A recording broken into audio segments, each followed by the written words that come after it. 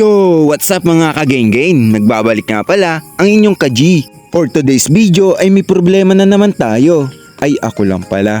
Nakikita nyo ba yung mga diaper na yan? Chinarge sa akin yan. Bago ko ikwento yung tungkol sa diaper ay papasok muna ako.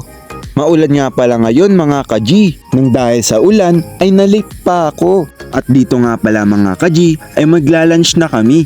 Yo! What's up you mga geng-geng? Kasama ko na naman nga pala yung palagi kong kasama, si Mr. Daniel Guevara. At syempre hindi mawawala ang anak ni Erickson Capin. Masipag nga pala talaga yung bata na to, manang-mana sa papa niya. Yo, what's up yung mga geng-geng?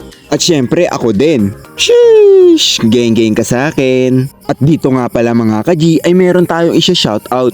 Shoutout nga pala sa mga kumakain dito sa kabilang kantin. Pag kumain kayo dyan ay siguradong kayo ay mabibitin. Syempre joke lang. Basta kami dito lang kami kakain palagi sa kantin nila Ate Che. At ayan na nga si Ate Che. Shoutout sa'yo. Eto nga pala yung mga ulam dito mga ka-G. Si Mr. Capi na nga daw ang magbibideo dito. Pero turuan pa rin tong si Loco sa pagbibideo. At dito mga ka-G ay sisimulan na nga pala namin kumain. Pansinin nyo dito sa pagkain si Balweg, sunod-sunod ang pagsubo. At syempre, yung anak ni Capin. Shoutout nga pala kay Madam Sara. Di nga namin alam kung bakit siya kumakain na mag-isa. Hindi siya sinabayan ng boyfriend niya. Mas pinili pa ng boyfriend niya maglaro ng ML kaysa samahan siya sa pagkain. Andito nga pala yung boyfriend niya na sa paglalaro ng ML ay Gina G. Ito siya mga ka-G.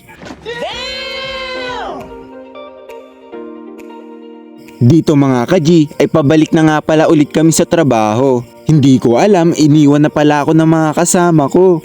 At eto naman mga ka-G ay magbe-break time naman kami. Shoutout nga pala sa mga kasama ko.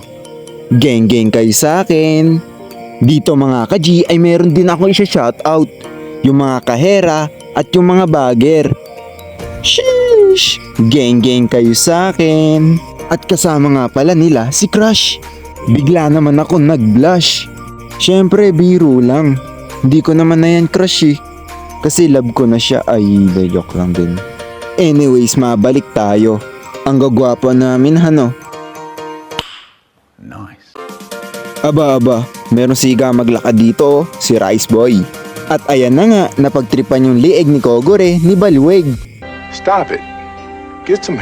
At eto na nga mga ka-G, dito kami magme-merienda. Sa kamag-anak ni... basta bahala na.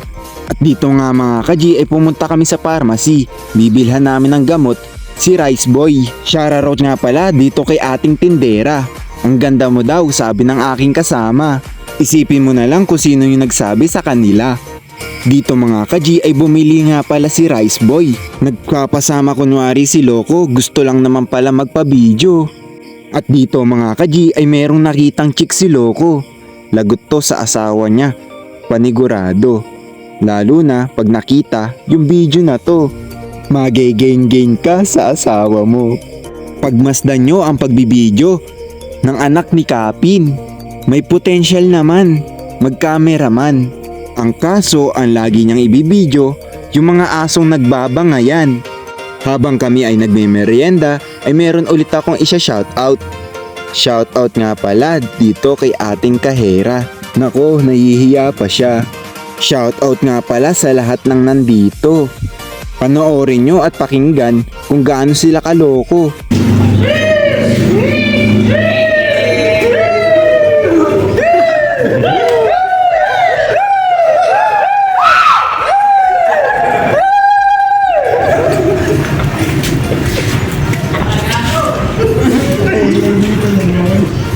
Please, no! No! No!